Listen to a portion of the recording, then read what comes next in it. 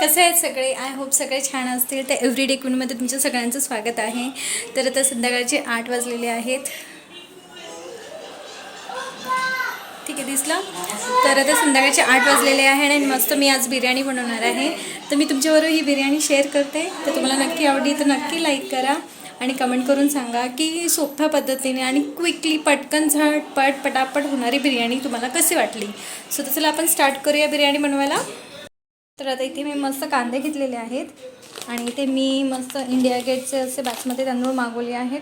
इथे चिकन्स आणि लसूण संपले होते म्हणून लसूण पण मागवले आहे.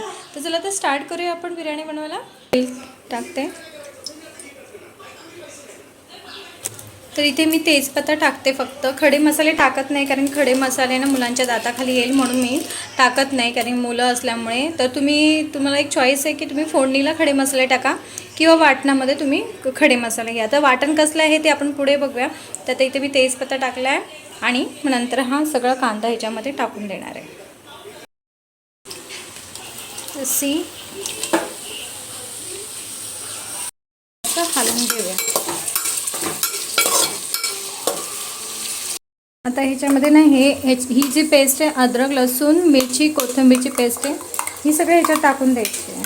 आणि कांदा जास्त फ्राय होऊन द्यायचा नाही आहे, थोडासा कच्चाच राहिला पाहिजे.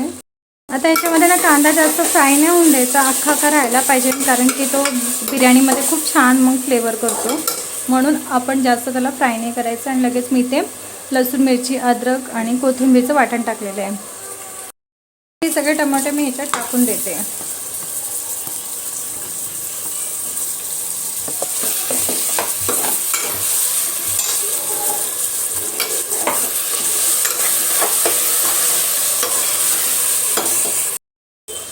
तर आता हे जे कांदा आणि हे टोमॅटोचं वाटण करून घेते आणि हे वाटणसुद्धा ह्याच्यामध्ये टाकून द्यायचं. तर हे वाटण ह्याच्यात टाकून द्यायचं, कांदा आणि टोमॅटोचं वाटण आहे.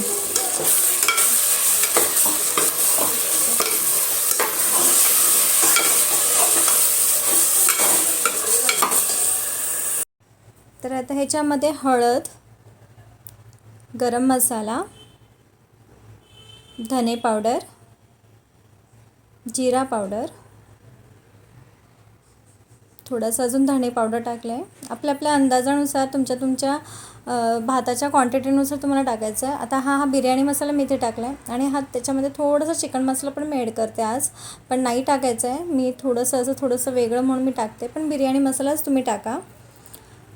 आणि लाल तिखट टाकलं आहे, तुम्हाला तुमच्या टेस्ट अकॉर्डिंग जेवढं लागेल तेवढं तुम्ही टाका. मला थोडं स्पायसी हवं आहे म्हणून मी जास्त टाकते. आणि हे सगळं ना मस्त एकत्र करून घ्यायचं आहे, मिक्स करायचं आहे आणि ह्याला एक स्टीम द्यायचं आहे. म्हणजे स्टीम म्हणजे थोडंसं झाकण ठेवून बारीक गॅसवर अशी छान तर्री येऊन द्यायची. बघा आता इथे ही तर्री आली आहे. त्याच्यानंतर तर्री आल्याच्यानंतर आहे ना तुम्ही चिकनला दही लावून ठेवा. आणि कधी कधी मी ह्याच्यामध्ये पण सुद्धा सगळे मसाले टाकते आणि त्या बॅटरला चांगलं मॅरिनेट होऊन देते. तर आज मी फक्त दहीच लावले, थोडंसं वेगळं. प्रत्येक वेळेस मी काही नाही काही वेगवेगळं करतच असते. आणि आता हे सगळं मिक्स करून छान त्याला असं तेल सुटून द्यायचं. आता इथे छान प्रकारे तेल सुटलं आहे मस्त चिकनला.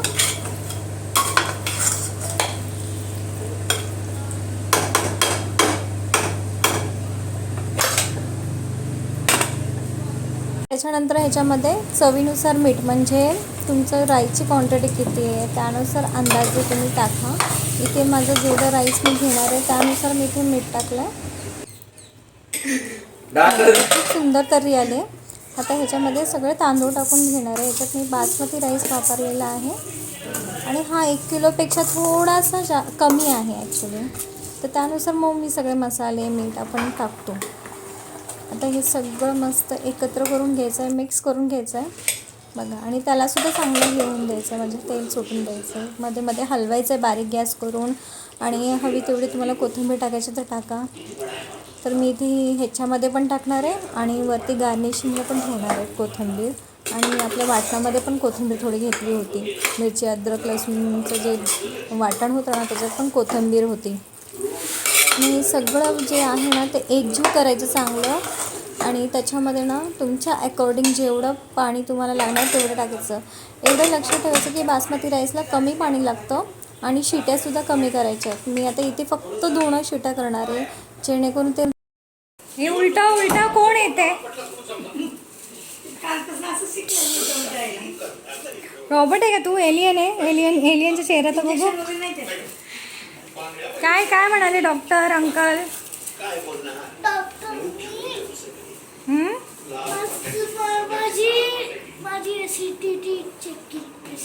ॲसिडिटी. इंजेक्शन दिलं का? इंजेक्शन नाही दिलं? सांगायचं ना, मम्माने सांगितलं इंजेक्शन द्याच. हां काय रे? ॲसिडिटीला माझं गोल गोल फिरायला सांगितलेलं आहे का? ॲसिडिटीसाठी गोल गोल फिरायला सांगितले?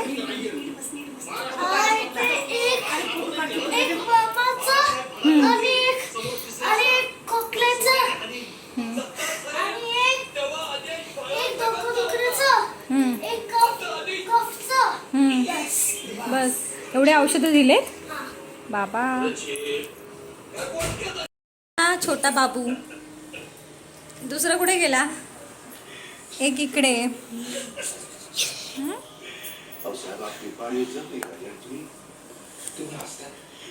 तर विहानला म्हणजे छोट्या मुलाला बरं नाही आहे. 3 दिवस झाले त्याला नुसतं असं मळमळते, चक्कर येते, डोकं दुखते असं तो सतत आम्हाला म्हणत होता.